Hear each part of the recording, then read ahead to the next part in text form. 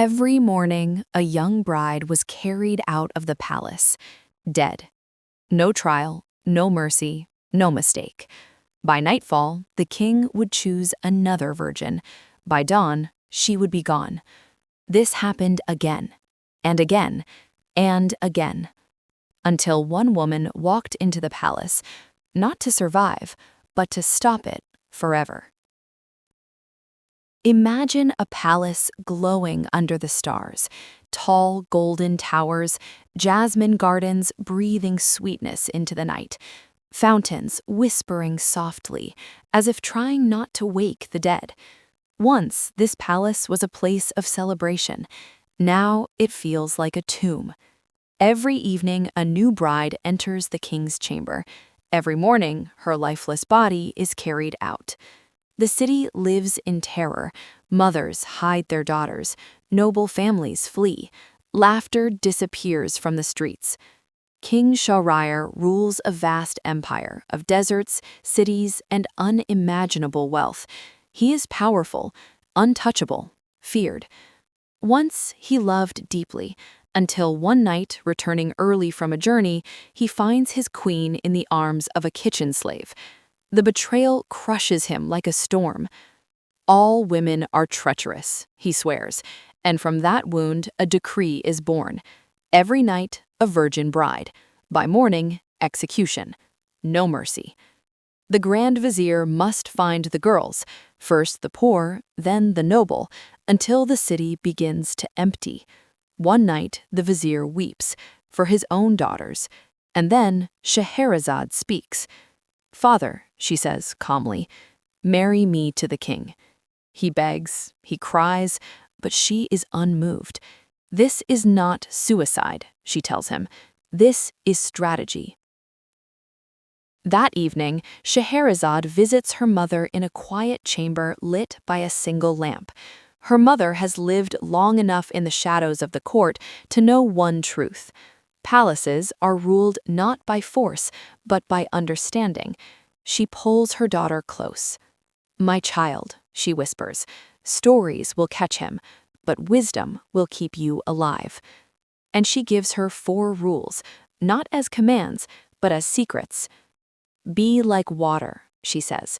"Never crash against his anger. Flow around it. Inspire play," she continues. "Never be predictable. Curiosity is stronger than fear. Feel what he lacks, not what he demands, what he is missing. And remember," she finishes softly, "words are safest when they arrive at the right moment." Scheherazade kisses her mother's hand, her heart steady, and walks into the lion's den. The bedchamber glows with silk and gold. Incense curls in the air. Scheherazade makes one small request. "Let my little sister Dunyazad join us." The king shrugs. Why not?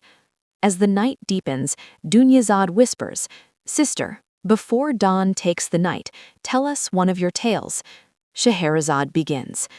A wealthy merchant rests beneath a date palm. He tosses a pit and kills a demon's son.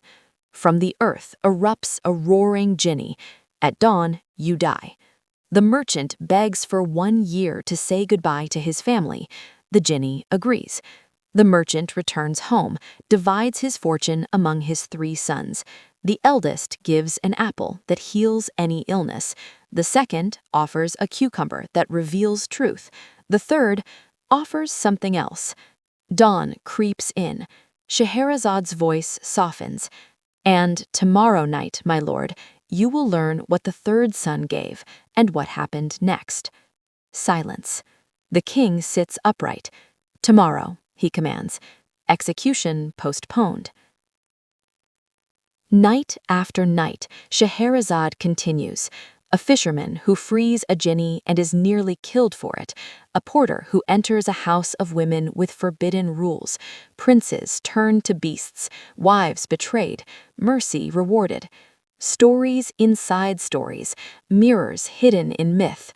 She listens when the king rages. She becomes playful when he softens, gentle when he grows tired, mysterious when his curiosity burns.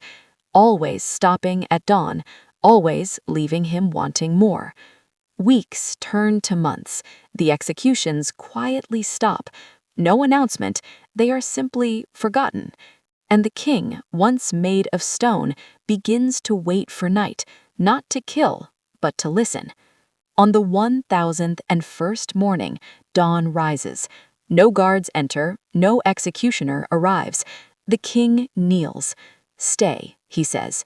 "Your stories healed me. There will be no more death." Scheherazade reveals their sons. The kingdom rejoices. Peace returns. And history remembers a king, but it forgets that it was a woman's voice that saved an empire. And this is how Scheherazade won, not with a sword, not with rebellion, but with three invisible keys.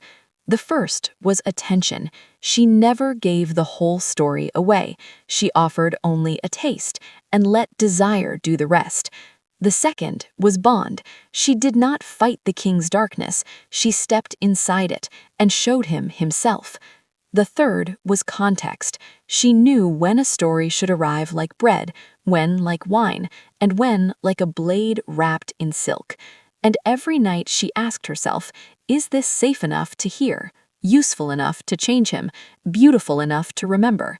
That is how power really works.